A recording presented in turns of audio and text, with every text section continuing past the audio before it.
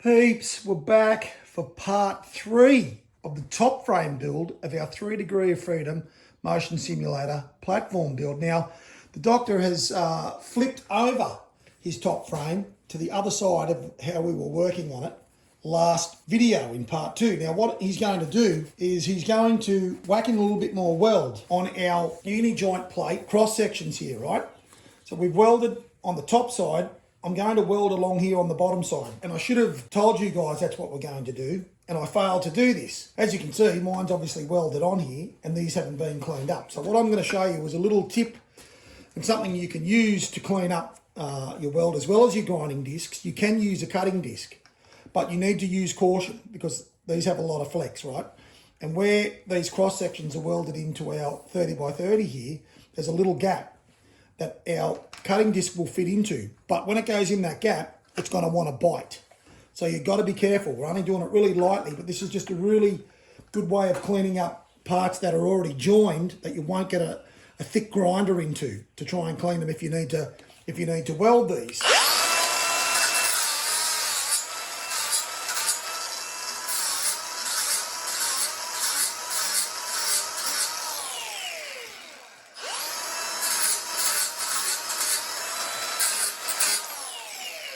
Okay, so you just got to watch the bite, otherwise it might bite you, and you don't want that.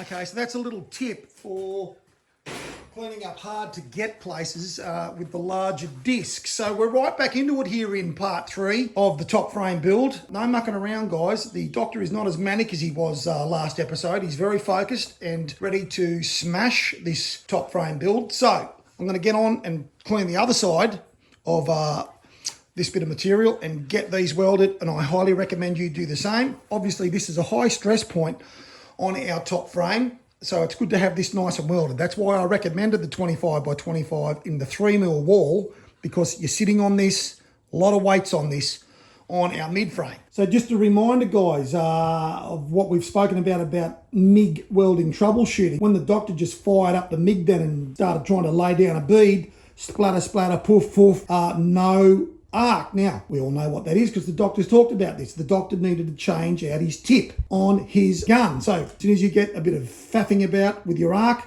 don't muck around, get that tip out and get a new tip in, and then bang, Bob is your uncle. And in my case, he is my uncle. That's the underside of our uni joint plate cross braces. So get them welded, guys. Get some weld in on the underside, and then you're completely done with that part of the build. Now we are going to get that plate that we had this all set up with in our last episode.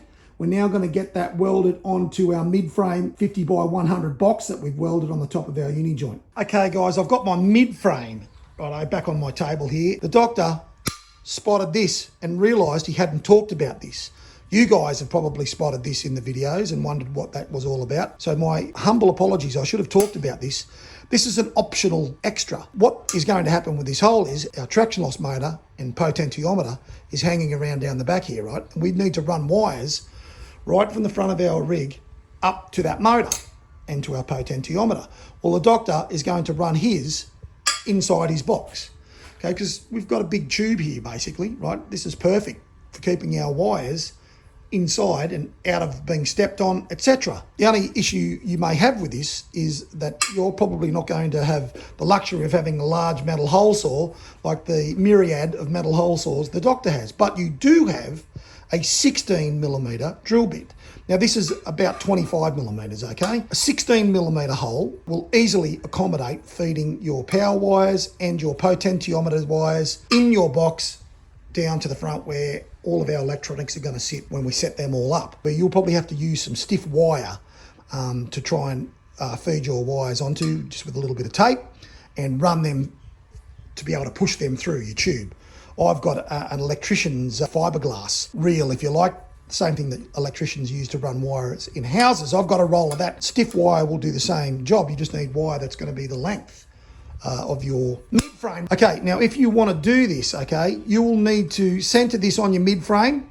So from the very back of your mid-frame to where you need to drill this hole, so then it clears your traction loss plate here that will be on here. You need to set that back 240 millimeters to the center of where you'll drill that hole in the center of your mid-frame if you want to copy that. You don't have to. You could easily run your wires just along the outside of the mid-frame here. You can just zip tie them with black zip ties. If you paint this black zip ties will just blend in, you won't see them, but they will sort of still be on the side. You could run them on the bottom, you know, you could run them right along the bottom. So if you'd prefer just to do that, you could easily use some zip ties and just run your wires from the potentiometer and the rear motor just on the bottom, because this will be off the ground, remember. So you've got plenty of space to do that underneath if you don't want to do it this way. But that's what that's about. That gives you an option if you decide to keep it really neat and run your wires in your mid-frame. That's what you will need to do. You would also need to think about obtaining yourself a rubber grommet to fit that 16 millimeter hole. We definitely want to rubber grommet this, because we don't want wires rubbing on metal or disaster will prevail. So what the doctor would highly recommend, guys, before you remove that plate off your top frame, the way you've set it up and welded, before you remove it, just make note of the forward and the rear direction of your plate as it was sitting on your mid frame, okay? Because you want to make sure you weld this on to your box here in the right direction, because your bolt holes will be exactly set up.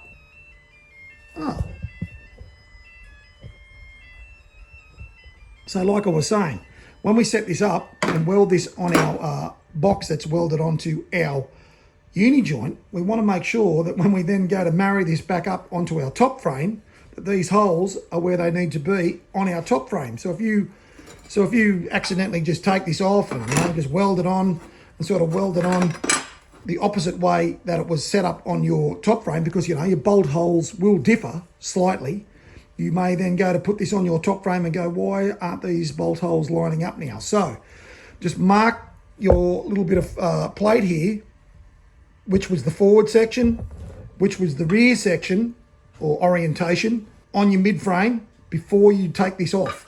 This is the face that gets welded on to this. So this goes on like that. The doctor is in freehand mode with the camera, so look out. Now, a little bit of housekeeping, guys, with our parts here that we're about to join before we join them. Now, our plate, you need to take your plate and you need to clean up the very edges of your plate on both sides, okay?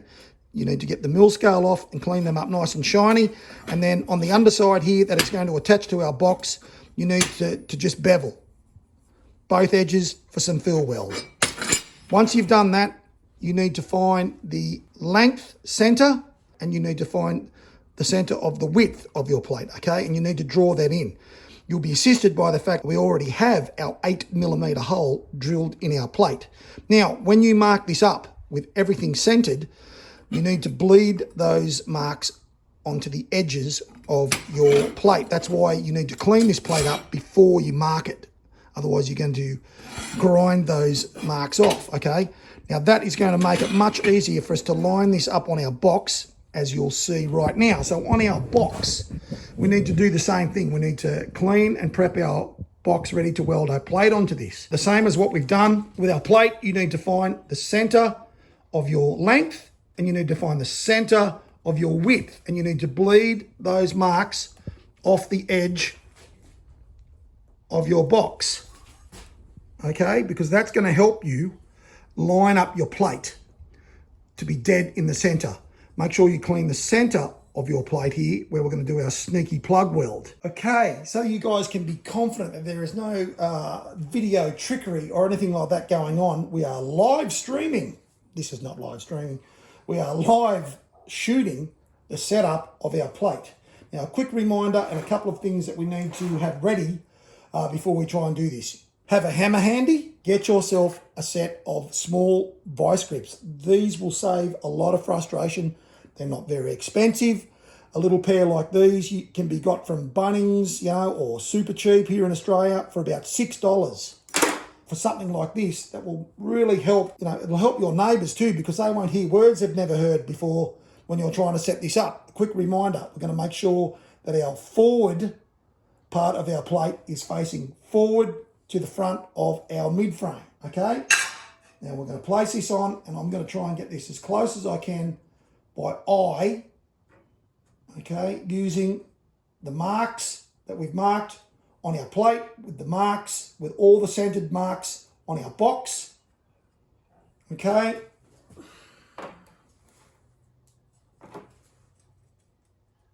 And I'll get it close before I clamp it. Yep, that's pretty good. That's pretty good. Okay. Yep, all right. This is where these come into their own.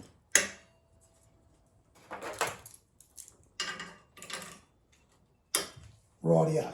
Now we can still, with a hammer, tap our plate if we need to, even with the vice grips on, okay? They're not like Superman strength, but they will certainly hold them in place while we do our last checks. Now that is just slightly, no, that's spot on. All right, I just need to come around the camera here and check the back. And the back's just a little bit out. Okay, so we'll have to check front and back. So we're just going to tap that across a bit. That's it. Check our marks on the cross section here. Make sure they're lined up. It's the old one-eye lineup. Okay, that is bloody good. The doctor is very happy with that. So our centre marks here on our length are now lined up with the centre marks on the length of our box. And our width mark here is lined up with our marks. Now before the quack seals the deal on this, he's just going to double check.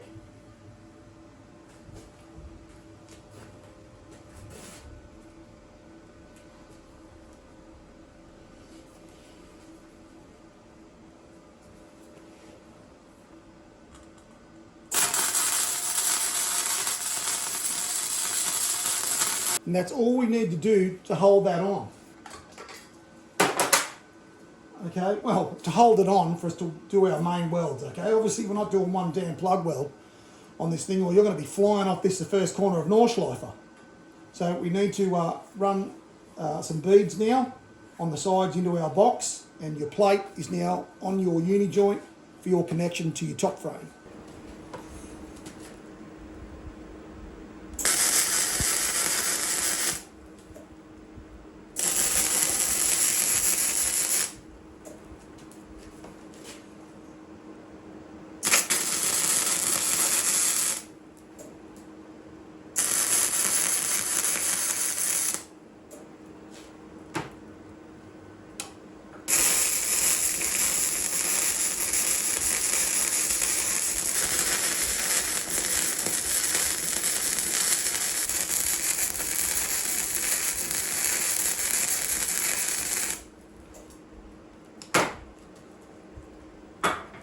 And we will do the other side exactly the same.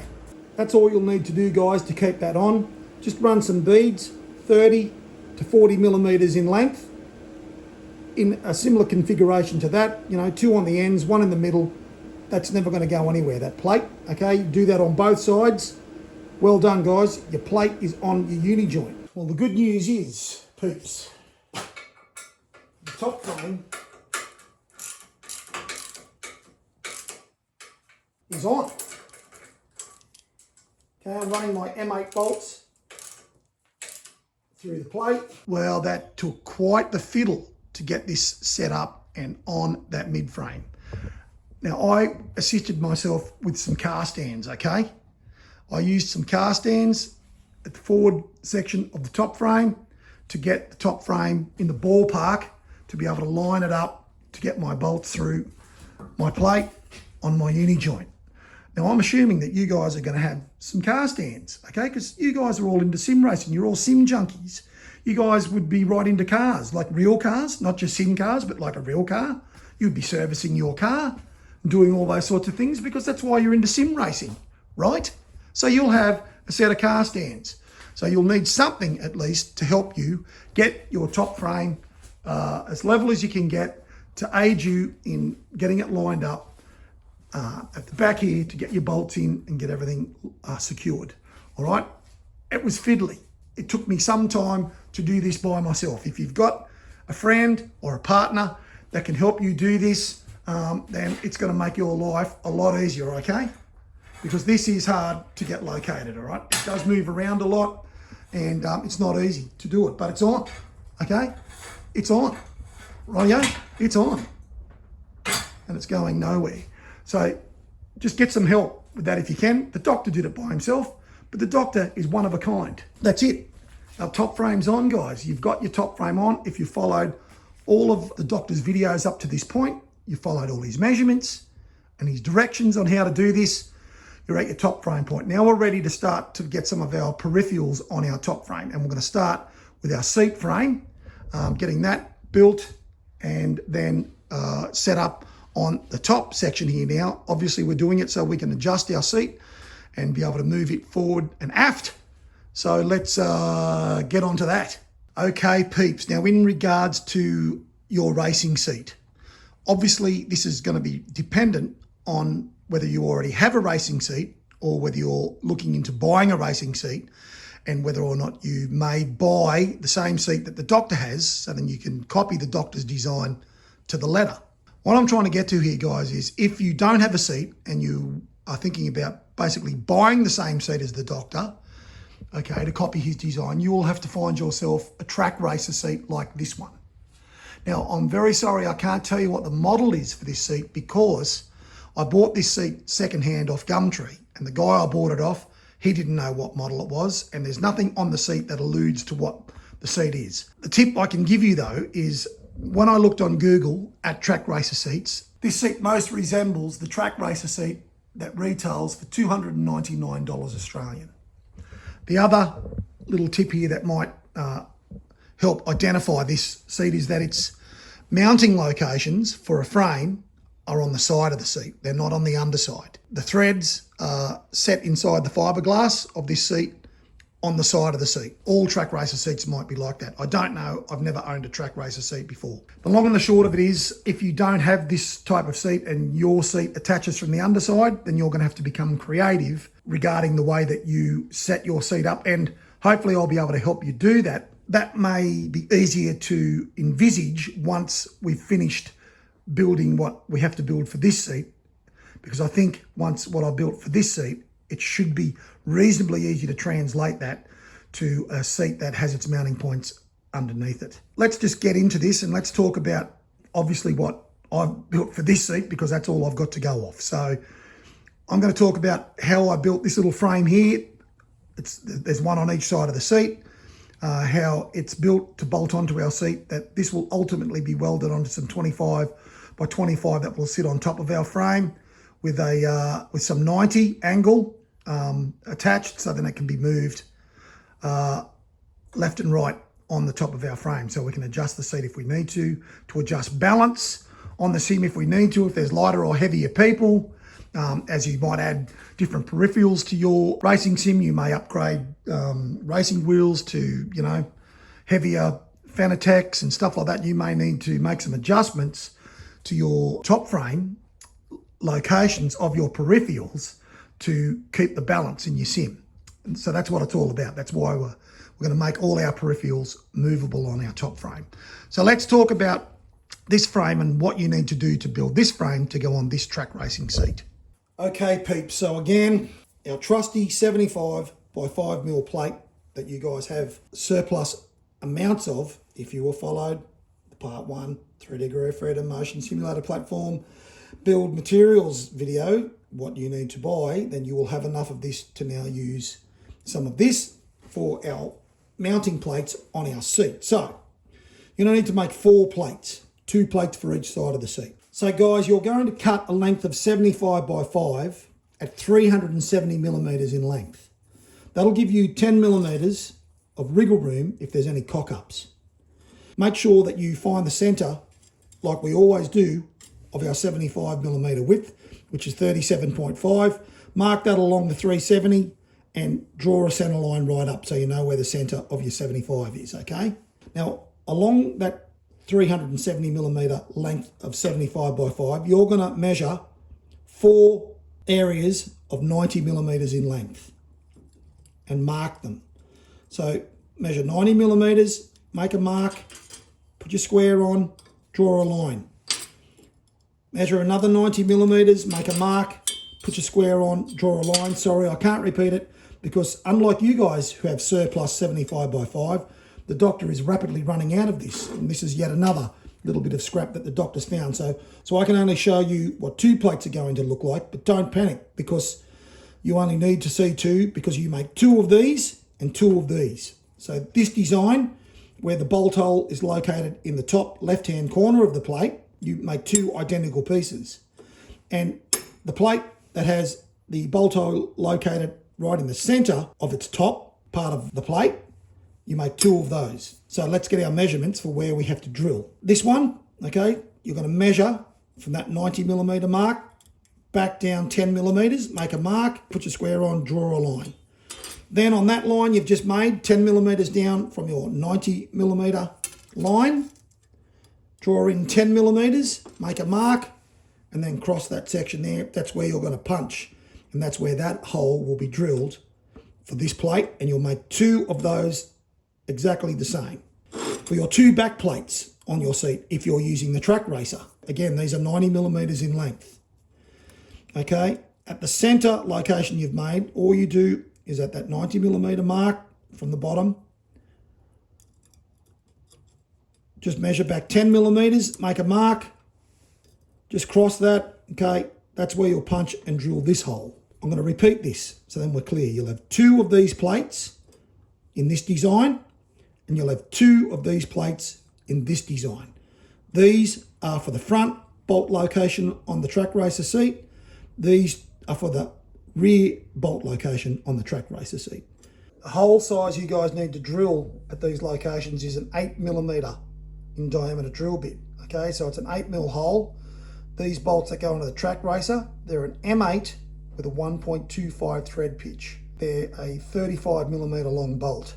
As always, the doctor recommends that you measure all of these little templates on your full piece. So then it's easier when you've measured all of these up, punched, etc., and you're ready to go, it's easier to drill them because you've got one big piece to work with. You can put it on the floor on a piece of timber and follow that same technique and procedure as the doctor showed all that time ago for the base plate build on how to drill. You will need to go back and look at that video if your memory has faded. Then once these are drilled and before you've cut them all in to their 90 millimeter lengths, clean the whole lot up, all right? Get all the mill scale off so it's nice shiny metal. After you've drilled, obviously, you don't want to take off all the marks you've just made. Then you can cut them all at their 90 millimeter lengths. Once they're cut, it's the usual routine.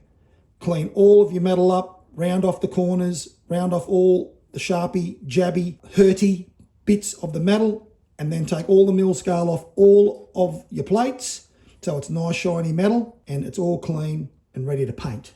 Always easier to clean this metal up in its individual pieces than when it's all welded to other stuff. Okay guys, so once you've cut those 4 90 millimeter in length plates and you've drilled your bolt hole locations in your plate in the correct locations for your front one and for your rear one for each side, this is what they should be looking like. You are going to put them on your seat. Ignore this for now. We tack this on once these are located. Okay, you'll have your seat on a nice flat surface and you'll put your plates on your seat, both sides, line them up, let your seat sit on the ground so they sit square. You will naturally have one. Your seat will sit like this, okay? That's why I've built it like this. So then the seat does sit back, okay? Now naturally this bolt hole on the track racer seat is located lower than the rear, so it gives you that angle back so then you can sit back in your seat when you sit in the seat. That's what we want. So get those mounted onto your seat and nice and square and straight with your seat on the floor, firmly tightened up, okay? Then you're going to cut a length of 265 millimeter 10 by 10 square. You're going to cut that, you're going to clean it up, you're going to round off the ends, and particularly this face end here, you're going to round that off really nicely. Okay, so that's really round and safe. Same with this end. You're going to cut that, clean it up, and then you're going to locate it in the center So the ends of the 265mm 10x10 solid located in the center of your plates. Clamp it with vice grips if you've got them on your table, and then just do a little tack on the end here and a little tack on the end here. This needs to be sitting flat on the surface that these are sitting on flat, right? So this is all sitting flat on whatever you've got this sitting on, a table or on the floor, and this just sits flat alongside your plate that's sitting flat on the floor, okay? And you just tack it at the ends to start with. Good tacks so it doesn't go anywhere, right? Then you can take these off because you're not going to weld full welds here while this is on your seat, or you're going to melt your fiberglass. But we need to make sure that this is tacked with these plates attached firmly to our seat. Otherwise, if we don't do it this way, when you take this off and then weld this and put it back on, your bolts aren't going to line up. So it's important to have these firmly connected before we tack this. Then you'll bring this to a vise, so you'll take it off the seat. You'll do this for both sides of the seat, exactly the same. Both sides of the seat are done with some 10x10 with those exact same dimensions. Right, take it to your vise. Don't go crazy welding beads straight away. You've got a tack each end at this stage. Once you've got 3 tacks, one on the top, one at the end, one on the bottom, one at the top, one on the end, one at the bottom, then run beads. And then weld this in nice here as well. And then underneath weld it. Okay, so where the plate is joining the 10x10 underneath, weld that as well underneath. So you'll have weld that will have melted in between your plate and the 10x10, but it'll also be sticking out a bit. You need to clean that off with your grinder so then it's level again and there's no weld protruding underneath. Once it's cooled down, that's it guys, you're done. You can now come and bring this and put it back on your seat. That now supports both of these plates. So this is just some bracing, right? Because at the moment, with only one bolt on both of these plates under stress, they can just swivel. Now you've locked those 2 plates in together, so it's like having, one solid piece with 2 bolts. That's what you're going to do for both sides of the 4 plates that we've just built. You're going to whack in that 10x10 in those dimensions, line it up in the center, weld it, and then once everything's cooled down, put it back on your seat, and we're ready to build the frame that this now sits on our top frame. This is what the doctor is talking about on the underside of your 10x10 square and at the very bottom of your seat plates. Okay, it has to be level along the bottom. So after you've run some beads along the bottom into your plate there, you'll need to get your grinder on, okay, or your flap disc, and you'll need to smooth them right off so that stays